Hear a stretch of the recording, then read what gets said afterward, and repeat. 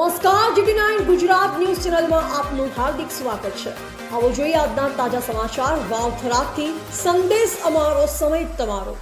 GT9 Gujarat news ચેનલને share કરો, subscribe કરો ને કમેન્ટ કરો। 2 વર્ષથી ફરાર જીપીઆઈડી અને ચેક બાઉન્સ કેસનો આરોપી થરાદ ડીવાયએસપી સ્કોડ પે ઝડપી લીધો।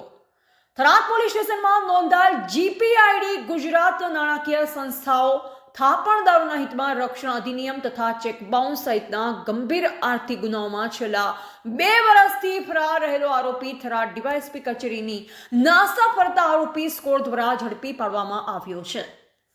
સરહદી રેન્જ કચ્છ ભુજના પોલીસ મહાનિરીક્ષક શ્રી ચિરાગ કોરડિયા અને વાવથરા જિલ્લાના પોલીસ અધિક્ષક શ્રી ચિંતન તેરૈયાના આદેશ મુજબ ફરાર આરોપીઓ સામે વિશેષ કાર્યવાહી શરૂ કરાઈ હતી, જે અંતર્ગત થરાદ વિભાગના ડિવિઝનલ પોલીસ અધિક્ષક શ્રી SM વારોતરિયાના માર્ગદર્શન હેઠળ ડીવાયએસપી કચેરીની સ્કોડે આ કાર્યવાહી કરી હતી।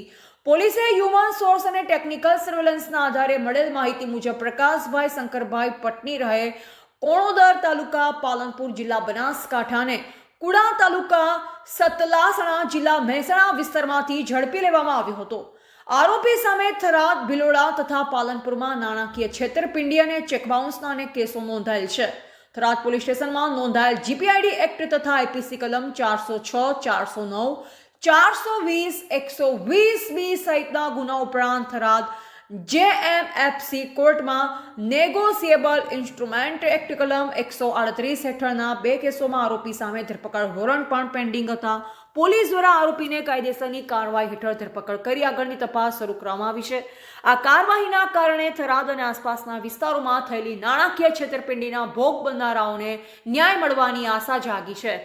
Bureau report Ranabhai Paregi, Vavtharad.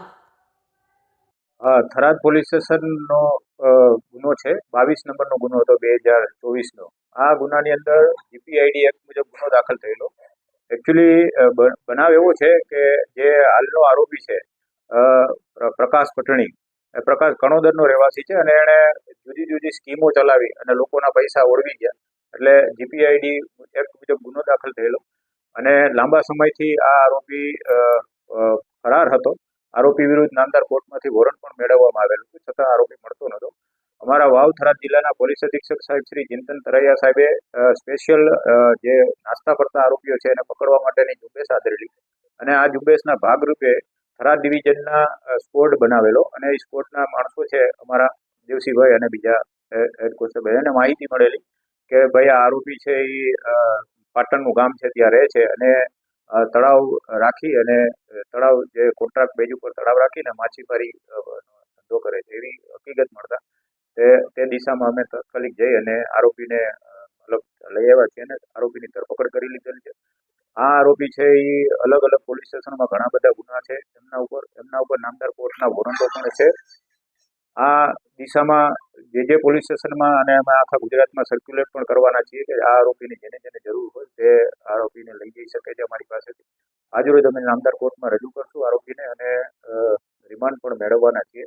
આરોપી સાતીર છે, લાંબા સમયથી નાસ્તો કરતો છે અને એની એમો એવી છે કે જુદી જુદી સ્કીમોમાં લોકોના નાણાં મતલબ મેળવી અને પછી નાણાં પાછા નહીં આપવા, એ રીતનો એનો એમો છે। એટલે આ દિશામાં અમે તપાસ અત્યારે કરી રહી છીએ। થરાદ 22 નંબરનો ગુનો છે, 22/2024 જીપીઆઈડી એક્ટ મુજબનો ગુનો છે। એની તપાસ અત્યારે મારી પાસે જ છે, તપાસ ચલાવી રહી છે।